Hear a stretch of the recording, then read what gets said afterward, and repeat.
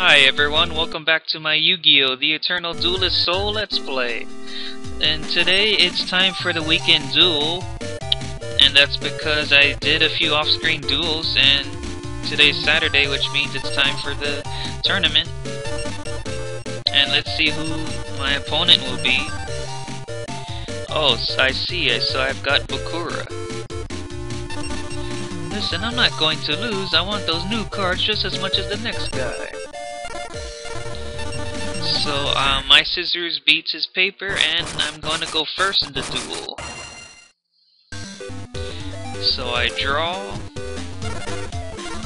Gonna set Call of the Haunted, face down on the field, and summon my Crawling Dragon number 2, and that'll end my turn.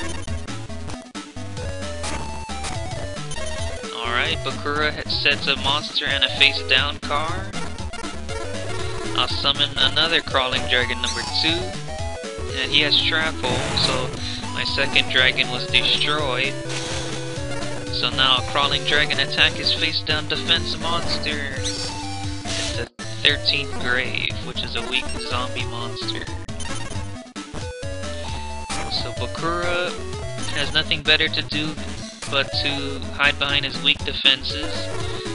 So this should be a piece of cake. I'm gonna summon 7 colored fish. My dragon attack is a face down monster. It's the Temple of Skulls. Now my fish will attack Bakura directly. And now it's Bakura's turn. Same tactic as usual, another face down monster. I'm gonna set Mask of Darkness on the field. My dragon attack! Oh, it's a man-eater bug. That's probably Bakura's best effect monster that he has in his deck. So now 7 colored fish attack! Bakura's down to 4400. I'm going to activate Call of the Haunted and bring back one of my Crawling Dragon number 2s. And now I'll still get to attack his life points directly once more, and now he's down to 2800. He summons the Dragon Zombie and goes for the attack on my Mask of Darkness. Since I don't have any traps in the graveyard, I can't use Mask of Darkness effect. It's time to finish this duel. I set... No, I'm gonna summon Blastsphere. Gonna equip the Horn of the Unicorn to my 7 colored fish. 7 colored fish attack the Dragon Zombie. So now Crawling Dragon will attack. And my Blastsphere will finish things off. So I win the first duel. How will this win influence the next duel? With the card that I've just slipped into my deck, I believe it means an easy victory for me. Ready for the next duel? Have I got a card that'll teach you a lesson in humility? So this time I'll be going second.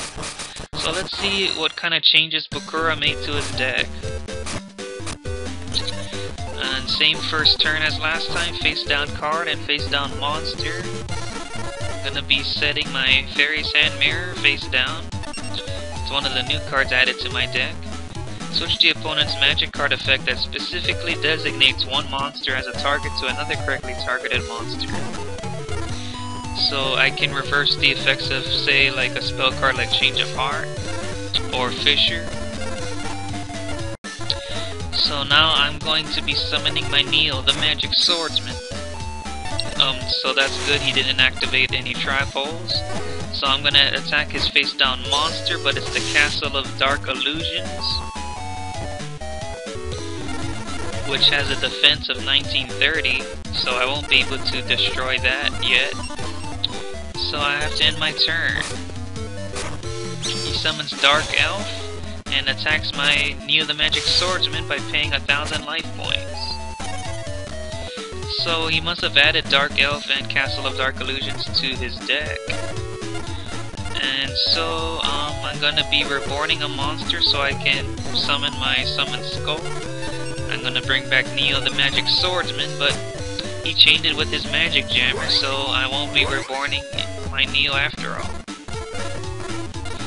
But I do have Penguin Soldier, so I'll set that face down, so I could return 2 of his monsters to his hand. And he does go for the attack on my Penguin Soldier, which is perfect for me. I get to return 2 monsters. I'll also bring back his Snake Hair. So now that he won't be able to attack my life points. So now all I've got is Sangan. But I do want to attack his Castle of Dark Illusions before it switches back into defense mode. So I will summon Sangan in attack mode, and I'll equip it with the Black Pendant, increasing his attack strength by 500. Sangan, attack the Castle of Dark Illusions! So now I end my turn. He summons Dark Elf back to the field and attacks my Sangan at the cost of another 1000 life points. I lose 500 and he also loses 500 due to the Black Pendant secondary effect. But Sangan's effect is now activated. I can bring a monster into my hand with an attack of 1500 or less. And I will choose Needleworm, because I feel like getting rid of more of his cards from his deck. So he's got Dark Elf, so I'm gonna be setting my Needleworm down. He summons this Grim Reaper and he attacks my Needleworm. So now he loses 5 cards from the top of his deck, and Dark Elf will attack my life points directly. I'll have to pause the action for a bit. I'll be right back.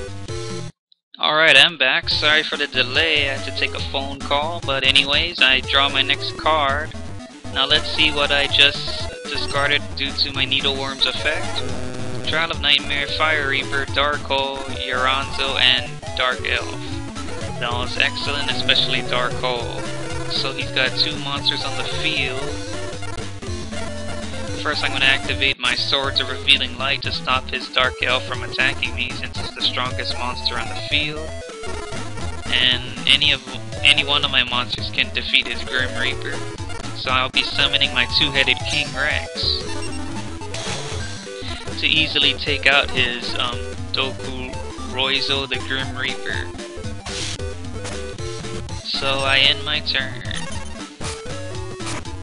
He activates Pot of Greed, he picks up 2 more cards, and now he activates Monster Reborn to bring back his Pumpkin, the King of Ghosts. Which is bad news, and now he activates Wasteland, puts another face-down monster and a face-down card on the field. But I have Mystical Space Typhoon, and that can destroy his Wasteland, so I'm gonna go ahead and do that. I don't want his zombies to be powered up.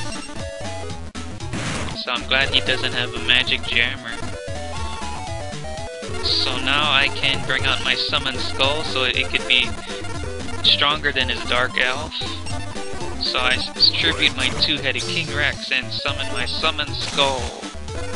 And now it's gonna go for the attack on Dark Elf. Lightning Strike! Now my Summon Skull is the strongest monster on the field. Aw, but he flips his Man-Eater Bug, which is a smart play that destroyed my Summon Skull. So Mahavilo is a new monster that it just drew, which is a fantastic monster because with each equipped card it gets an additional 500 attack points. So it could be really strong when you have a lot of equipped cards. But first I will summon my Rogue Doll to the field, and I'll be attacking his Man-Eater Bug, since Pumpkin is too strong to attack. So he can attack me for 1 more turn. Now Swords of Revealing Light is over. But I do have Raigeki, so I'll activate that to clear his field of monsters. I'll summon Mahavilo. I don't know why I just did that. I could just attack him with Rogue Doll. And now this duel is over.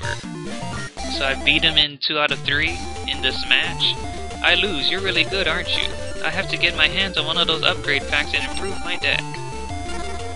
So I'm gonna go ahead and choose the Relinquish pack once again.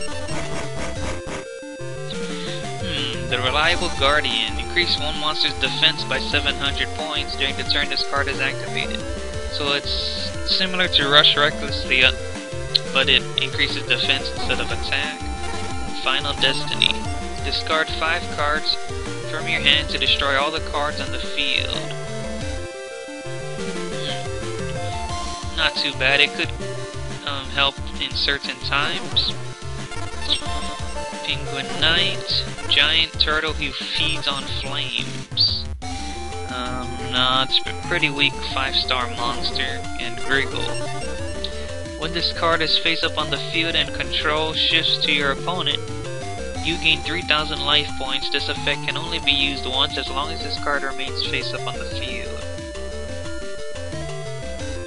It's too weak to leave on the field just to gain 3,000, so I don't want that. The only interesting card is Final Destiny, which I'll probably put in my side deck. So I'm gonna go ahead and end this part right here. Thank you all for watching. Comment, like, sub. I'll see you guys later.